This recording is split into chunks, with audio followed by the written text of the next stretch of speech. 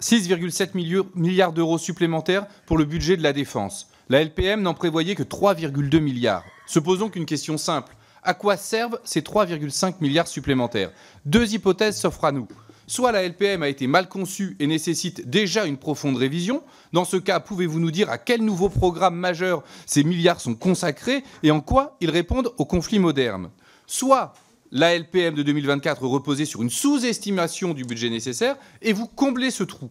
Autrement dit, avec ce budget 2026, vous faites l'aveu que la LPM a été bâclée, mal préparée et que nous avions donc raison de voter contre. Par ailleurs, vous créez les OSS, opérations de signalement stratégique, et vous fusionnez le financement des OPEX et des MISOPS. Cela signifie que l'ensemble des MISOPS intègre désormais le BOP OPEX et bénéficiera par conséquent de la solidarité interministérielle de fin de gestion. Cela revient à dire que la LPM et le budget de la défense ne visent qu'au financement d'une armée de caserne et à quelques entraînements stratégiques, les OSS. Désormais, dès que les armées basculent en mode opérationnel, vous voulez un financement interministériel. Cela revient à dire que les MISOPS ne font plus partie du financement normal des armées. Mais à quoi sert une armée qui n'est pas une armée opérationnelle? Et si les MISOPS ne relèvent plus du fonctionnement des armées, c'est donc qu'elles se rapprochent des OPEX. Dans ce cas, pourquoi ne sont-elles pas soumises à un vote du Parlement? Il y a donc deux problèmes.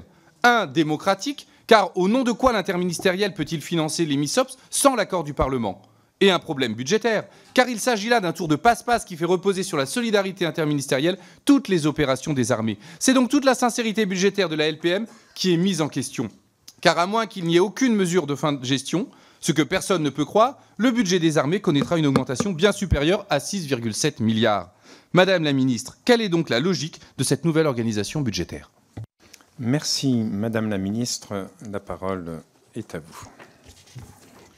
Merci beaucoup. Alors d'abord, sur les trois, je vais d'abord vous répondre sur le fait que depuis 2023, incontestablement, le monde a changé et que moi, je me permettrai de dire à l'ensemble des membres de la Commission de la Défense qu'ils ont travaillé sur cette LPM et apporté des réponses qui étaient deux premières réponses extrêmement importantes et que l'évolution, je crois d'ailleurs l'avoir dit dans mon propos introductif, l'évolution de la situation internationale, j'oserais dire la gravité de la situation internationale, conduit à aller plus loin, à accélérer le réarmement, plus de drones, plus de munitions, plus d'activités, et précisément pour aller vers ce que vous appelez de vos voeux, c'est-à-dire une armée qui soit une armée opérationnelle. Et c'est d'autant plus vrai qu'un des sujets de cette armée opérationnelle, c'est la nécessité qu'elle puisse s'entraîner. Moi, les échanges que j'ai pu avoir aussi bien dans ma vie d'avant qu'aujourd'hui avec nos régiments, c'est la nécessité impérative de l'entraînement.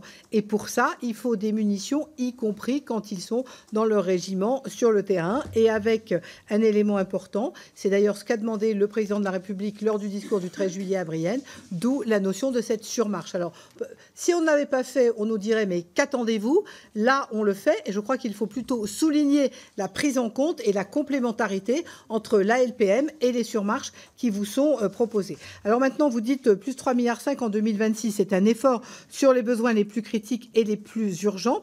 C'est donc, comme je viens de le dire, plus de préparation opérationnelle, plus de drones et notamment plus de munitions téléopérées et plus de commandes. Et comme je l'ai évoqué tout à l'heure, plus de commandes, ça veut dire des commandes qui sont des commandes, vous le savez très bien, vous connaissez trop bien le sujet, qui sont des commandes qui ne vont pas forcément arriver en 26, d'où la nécessité de s'organiser.